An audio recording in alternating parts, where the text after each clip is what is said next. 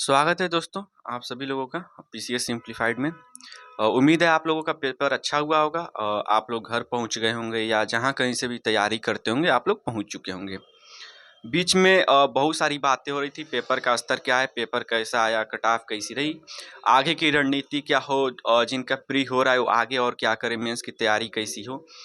इन सारी चीज़ों पे हम सर के साथ आज बात करेंगे।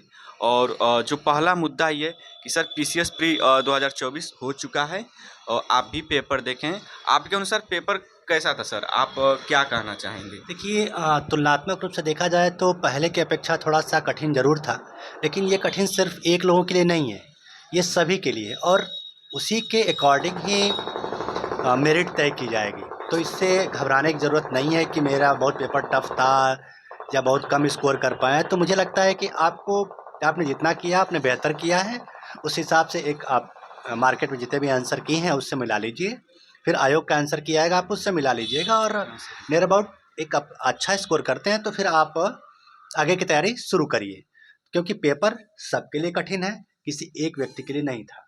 तो उसी हिसाब से मेरा मानना है कि मेरिट बनेगी। ओके ठीक है। सर।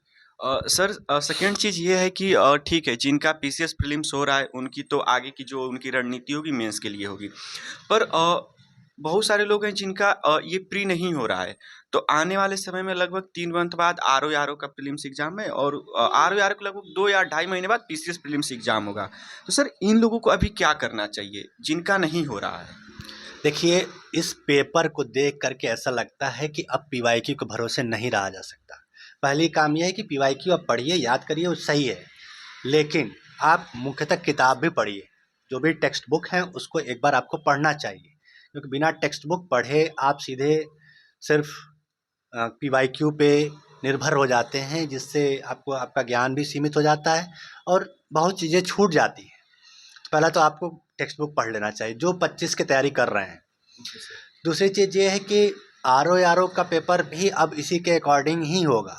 अब ऐसे ही पेपर आने हैं, तो आप किसी भी, जैसे आप करंट पढ़ते हैं तो एमसीक्यू के लिए परेशान होते हैं, तो उसके लिए परेशान नहीं होना है, आप पूरा पढ़िए उसका। एमसीक्यू तो बस इतना है कि आप वो टॉपिक को टच कर रहे हैं, कि आप सॉल्व कर पा रहे हैं कि नहीं कोई भी करंट।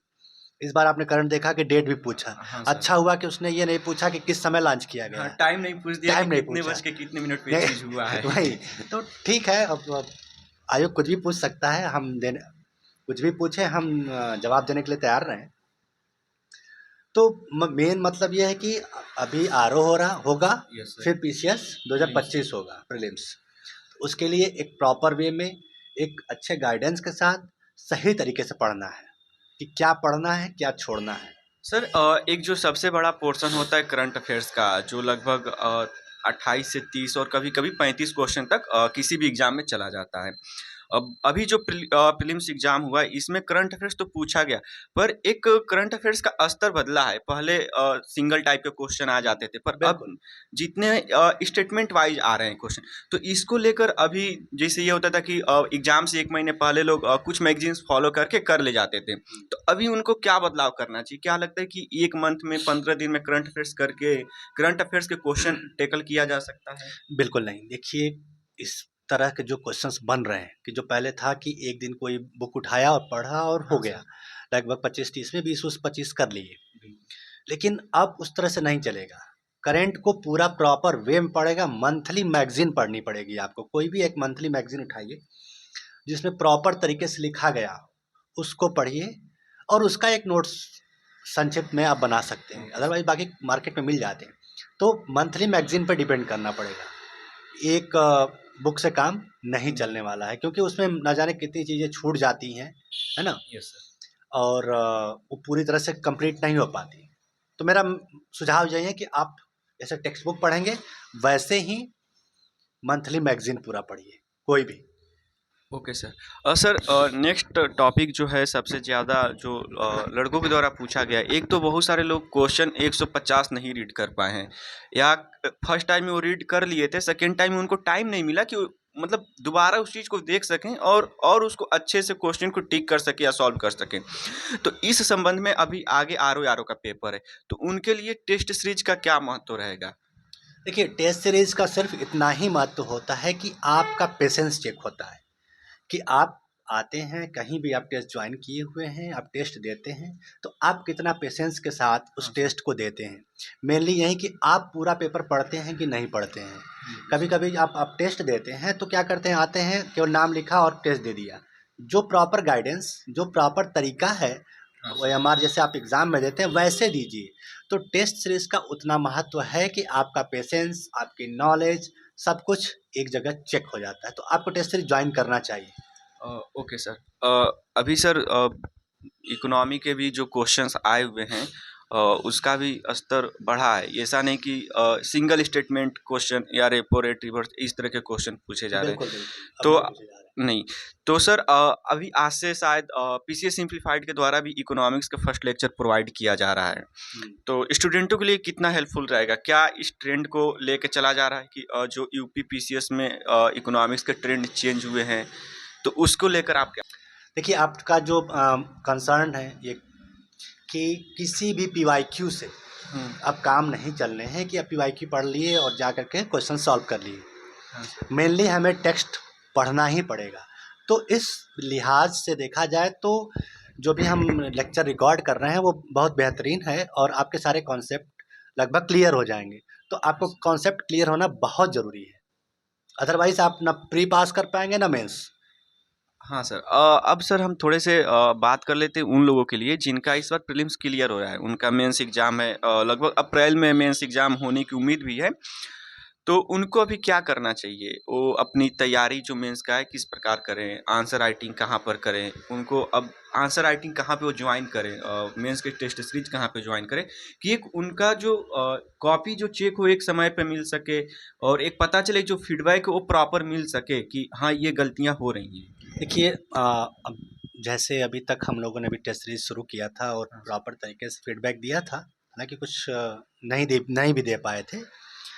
लेकिन हमारी पूरी टीम की कोशिश रहती है कि हम पूरा इवैल्यूएशन करके बेहतरीन तरीके से दे सकें। उसका इवैल्यूएशन ज़्यादातर हम ही लोग करते हैं। सबसे बड़ी बात है कि अब तक लोगों ने, जैसे हमारे यहाँ काफ़ी लोगों ने टेस्ट सीरीज लिखा, हाँ सर। सही तरीके से लिखा। तो मेन मकसद है हमारा लिखना, ओके सर। कि हम कितना लिखते हैं और सभी क्वेश्चन अटेम्प्ट करते हैं। क्योंकि देखिए, कभी कभी मेंस में क्या होता है कि आपकी speed, time limits, words limit, ये ध्यान नहीं रहता है और हम एक क्वेश्चन पे जितना समय वेस्ट करते हैं या देते हैं अच्छे हाँ तरीके से सर। लिखने के लिए, तो बाकी क्वेश्चन कहीं ना कहीं प्रभावित होते हैं। बिल्कुल। तो हमें उस टाइम ड्यूरेशन में पूरे 20 क्वेश्चन अटेम्प्ट करने हैं। कभी हाँ कभी सर। तो 10-12 क्वेश्चन ही अटेम्प्ट कर पाते हैं। तो इस चीज़ से निकलने के लिए हमें अपनी स्पीड मेंटेन करनी है, टाइम लिमिट पे ध्यान देना है, सब कुछ करना है और इसके लिए आपको टेस्ट सीरीज ज्वाइन करना चाहिए। सर अगर आपके यहाँ या अपने यहाँ कोई लोग टेस्ट सीरीज ज्वाइन करना चाहते हैं और ख़ास तौर से पीसीएस मेंस के लिए या अगले अटेम्प्ट के लिए जो पीसीएस प्री है या आरओ के लिए, तो इसके लिए आप मतलब कब तक सारी चीज़ों के बारे में क्लियरफाई कर देंगे या कब देखिए तक उन लोगों तक सूचना देखिए पहुँच जाएगी? चाहे वो मेरे यहाँ ज्वाइन करें या कहीं भी ज्वाइन करें, इससे फ़र्क नहीं पड़ता।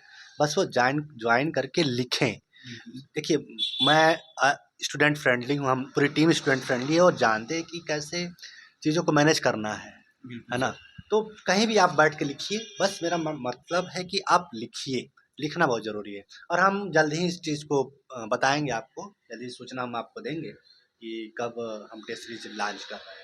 ओके सर, बहुत अच्छा लगा बात करके आपसे।